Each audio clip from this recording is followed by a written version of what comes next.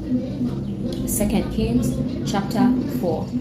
Now a certain woman of the wives of the sons of the prophets cried out to Elisha, saying, Your servant my husband is dead. You know that your servant feared Yahweh. Now the creditor has come to take for himself my 2 children to be slaves. Elisha said to her, What should I do for you? Tell me, what do you have in the house? She said, Your servant has nothing in the house except a pot of oil.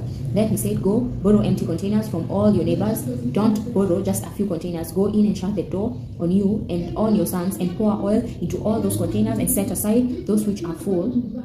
So she went from him and shut the door on herself and on her son. They brought the containers to her, and she poured oil. When the containers were full, she said to her son, Bring me another container.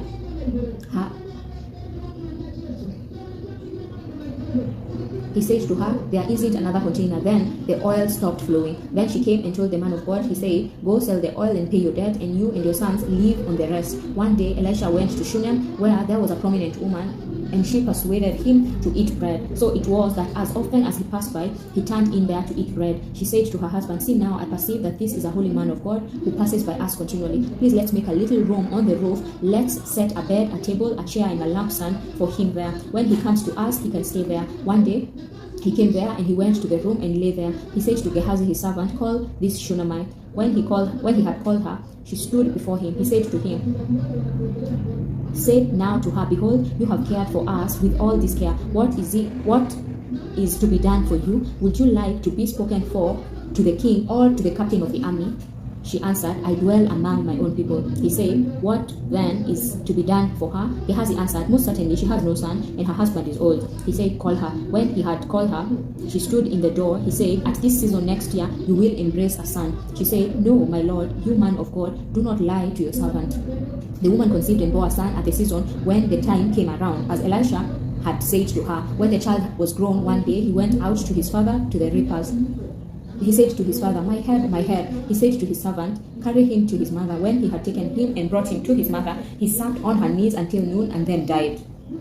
She went up and laid him on the man of God's bed and shut the door on him and went out. She called to her husband and said, Please send me one of the servants and one of the donkeys, that I may run to the man of God and come again. He said, Why would you want to go to him today?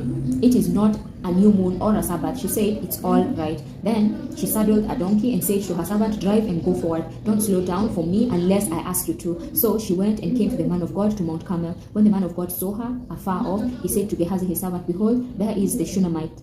Please run now to meet her and ask her, Is it well with you? Is it well with your husband? Is it well with your child? She answered, It is well. When she came to the man of God to the hill, she caught hold of his feet. Gehazi came near to thrust her away, but the man of God said, Leave her alone, for her soul is troubled within her, and Yahweh has hidden it from me and has not told me. Then she said, Did I ask you for a son, my lord? Didn't I say, Do not deceive me? Then he said to Gehazi, Tuck your cloak into your belt, take my staff in your hand, and go your way. If you meet any man, don't greet him, and if anyone greets you, don't answer him again. Then lay my staff on the child's face. The child's mother said, As Yahweh lives, and as your soul lives, I will not leave you. So he arose and followed her. Gehazi went ahead of them and laid the staff on the child's face, but there was no voice and no hearing. Therefore he returned to meet him and told him, The child has not awakened. When Elisha had come into the house, behold, the child was dead and lying on his bed. He went in, therefore, and shut the door on them both, and prayed to Yahweh.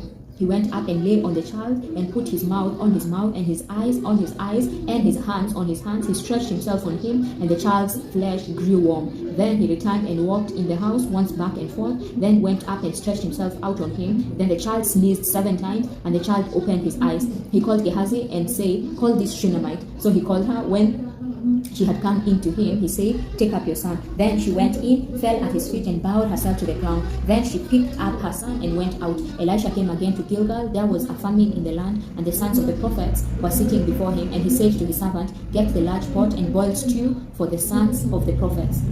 One went out into the field to gather herbs, and found a wild vine, and gathered a lap full of wild goats from it, and came and cut them up into the pot of stew, for they didn't recognize them. So they poured out for the men to eat. As they were eating some of the stew, they cried out and said, Man of God, there is death in the pot, and they could not eat it.